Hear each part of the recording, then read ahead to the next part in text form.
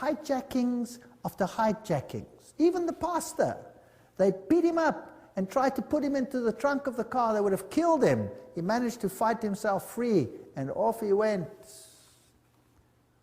without his car. Do you think there's any big action to find these things? No, occasionally here and occasionally there. Do you think there's any big action when the farmers are killed and they move on to the lands? No, a little bit here and a little bit there just to keep people happy. But basically nothing is done, and the police hands are cut off. The law says that. There's nothing you can do. The other day, two cyclists were traveling along when they were hijacked by 5 gunmen demanding their bikes. So they took out, they were armed because they expect this is becoming like the Wild West, and they defended themselves, injured one, and got away. And guess what?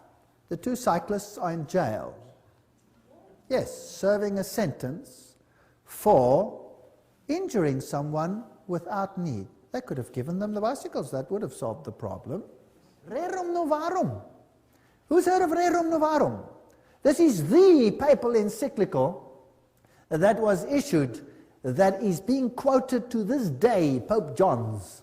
And to this day, all of them make reference to this, including Pope John Paul II, says this is this encyclical that forms the basis of the New World Order. Well, I thought it's important to study it. One of the Roman Church State's most influential statesmen on economic matters is the encyclical Rerum Novarum on the condition of the working classes. The Roman Church State allied herself with the proletariat, which in Marxism is the great and final enemy of the capitalist order. Pius writing declared that Rerum Novarum, however, stood out in this, that it laid down for all mankind unerring rules for the right solution of difficult problems of human solidarity called the social question. Now, let's see.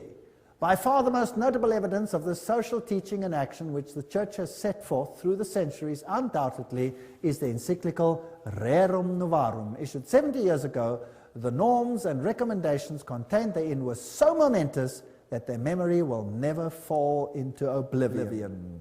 John, Mater e Magistra, the papacy speaking. Pope Pius told us that the encyclical Rerum Novarum was instrumental in ending laissez-faire capitalism in the 20th century by ushering in an era of effective interference by the government. Have you got this? Let's see how it ends up. Rerum Novarum was the voice of moral authority needed to ensure the development of effective interference by all governments in the 20th century. How many governments? All. Pius wrote, "It is not surprising, therefore, that under the teaching and guidance of the Church, many learned priests and laymen earnestly devoted themselves to problems of elaborating social and economic science in accordance with the condition of our age. Under the guidance and light of Leo's encyclical, Rerum Novarum was thus involved a truly Christian social science, which continues to be fostered and enriched daily. Tireless labors, all these people, labors, now note carefully, of those picked men whom we have named the auxiliaries of the Church." So everybody working in the secret societies, the Opus Dei, the Knights of Malta, the Knights of Columbus, all of these people working, those picked men, to bring this about. Nor were there the only blessings which followed from the encyclical. The doctrine of Rerum Novarum began little by little to penetrate amongst those who, being outside Catholic unity, do not recognize the authority of the Church. And these Catholic principles of sociology gradually became the part of the intellectual heritage of the whole human race. Where are we going? I'd like to know. Thus too we rejoice that the Catholic truths proclaimed so vigorously by our illustrious predecessor are advanced and advocated not merely in non-Catholic books and journals, but frequently in legislative assemblies and in courts of justice. Those picked men whom we have named the auxiliaries of the Church, who have been instrumental. This is John Robbins writing. Who are they? Under Fascism, property owners may keep their property titles and deeds, but the use of their property is, as Leo wrote, common. Fascism is a form of socialism that retains the forms and trappings of capitalism, but not its substance. This is basically what it boils down to. When we speak of reform of institutions, the state becomes chiefly to mind, not as if universal well-being were to be expected from its activities. And what is the state going to do in all of this? The experiment with economic freedom, Pius wrote, must end, and economic life must again be subjected to planning and government. Who wants to control your economic life? Government. John Paul II wrote in his Sollicitudo Re Socialis on social concern, it is necessary to state once more the characteristic principle of Christian social doctrine. The goods of this world are meant for all. Private property is under social mortgage. These are the things which will be controlled. He wrote, a faithful echo of the centuries-old tradition of the Church regarding the universal purpose of good. In today's world, wrote the Pope, we are faced with a serious problem of unequal distribution of the means of subsistence originally meant for everybody.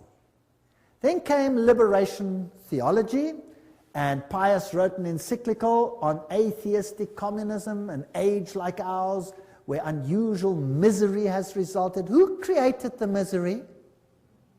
They created it so that they can create the solution which they want.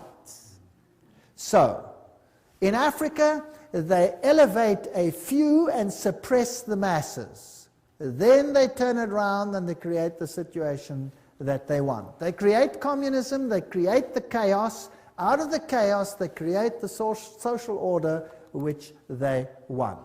So the second reign of terror was supported by the papacy. Father Camilo Terres, who was shot in 1966, declared, the Catholic who is not a revolutionary is living in mortal sin. Pope John Paul II wrote in 1968, the Church does not hesitate to defend fearlessly the just and noble cause of human rights and to support courageous reforms leading to a better distribution of goods, including earthly goods such as education, health service, housing, and so forth. Now we come to human rights. What did we read about in the French Revolution? What's going to be the standard of the world? Human rights. You have a right to property. You have a right to anything that you have need of. We are convinced that the theology of liberation is not only timely, but useful and necessary. That's what the Pope says, not me. This is his words directly. John Paul II, letter to Brazilian bishops.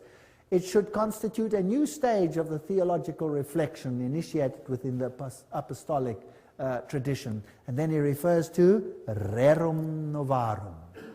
Franklin Roosevelt, when he was elected, he made Professor Ryan part of his administration. Now, who was he? Ryan wrote in 1931, the workers have a claim upon industry for all the means of living from the time they begin to work until they die.